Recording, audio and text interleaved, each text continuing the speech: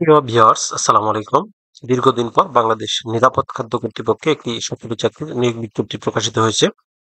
এখানে কিন্তু আপনারা বাংলাদেশের প্রত্যেকটি জেলা থেকে নারী এবং পুরুষ উভয় প্রার্থীগণ আবেদন করতে পারবেন।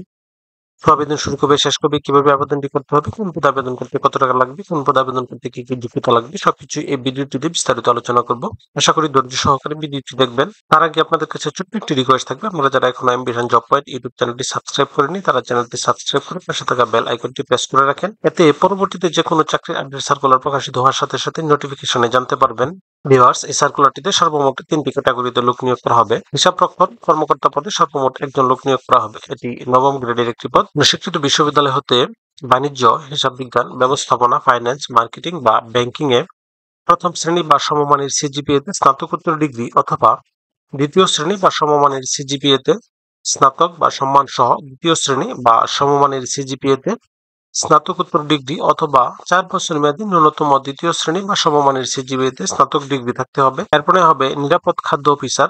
এটি নবম গ্রেডের একটি পদ। এই পদে সর্বমোট ৭ জন লোক নিয়োগ করা হবে।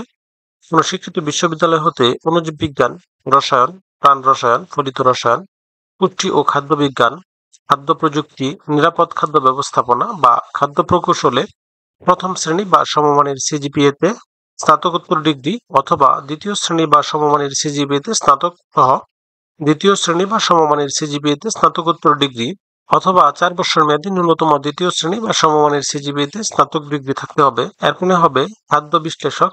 এটিও নবম গ্রেডের একটি পদ। এই পদে একজন লোক নিয়োগ করা হবে। কোন স্বীকৃত বিশ্ববিদ্যালয় হতে অণুজীব বিজ্ঞান, প্রাণ রসায়ন, ফলিত রসায়ন, পুষ্টি ও খাদ্য বিজ্ঞান, খাদ্য প্রযুক্তি, নিরাপদ খাদ্য ব্যবস্থাপনা বা খাদ্য প্রকৌশলে প্রথম শ্রেণী বা সমমানের সিজিপিএ তে স্নাতকোত্তর ডিগ্রি থাকতে হবে অথবা দ্বিতীয় শ্রেণী বা সমমানের সিজিপিএ তে স্নাতক সহ দ্বিতীয় শ্রেণী বা সমমানের সিজিপিএ তে স্নাতকোত্তর ডিগ্রি অথবা ৪ বছর মেয়াদী ন্যূনতম দ্বিতীয় শ্রেণী বা সমমানের সিজিপিএ তে স্নাতক ডিগ্রি থাকলে এই পদে আবেদন করতে পারবেন।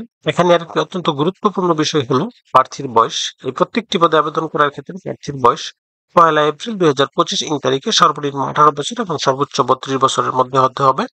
বয়স প্রমাণের ক্ষেত্রে কোনো এফিডেভিট গ্রহণযোগ্য হবে না। অনলাইনে আবেদনপত্র পূরণ সংক্রান্ত শর্তাবলী এখানে একটি লিঙ্ক দেওয়া আছে, bfsa.tiktok.com.bd। এই লিঙ্কে প্রবেশ করে শুধুমাত্র অনলাইনে আবেদন সম্পূর্ণ করে সাবমিট করতে হবে। আবেদন শুরু হবে ৬ মে ২০২৫ তারিখ সকাল ১০ ঘটিকায় এবং আবেদনের শেষ সময় ২৭ মে ২০২৫ তারিখ বিকাল ৫ ঘটিকায়। এই প্রত্যেকটি পদে আবেদন করার ক্ষেত্রে প্রার্থীর ছবির সাইজ ৩০০x৩০০ পিক্সেল এবং স্বাক্ষরের সাইজ ৩০০x৮০ পিক্সেল হতে হবে এবং সেই সাথে ছবির সাইজ সর্বোচ্চ ১০০ কেবি এবং স্বাক্ষরের সাইজ সর্বোচ্চ ৬০ কেবি এর মধ্যে হতে হবে। এই প্রত্যেকটি পদের জন্য আবেদন ফি নির্ধারণ করা হয়েছে ২২৩ টাকা, যা এখানে একটি নিয়ম দেওয়া আছে। এই নিয়ম অনুসরণ করে শুধুমাত্র টেলিটক সিমের মাধ্যমে আবেদন ফি পরিশোধ করতে হবে। ভিউয়ার্স, এরকম আরো নতুন নতুন সরকারি এবং বেসরকারি চাকরির সকল আপডেট পেতে চ্যানেলটি সাবস্ক্রাইব করতে ভুলবেন না।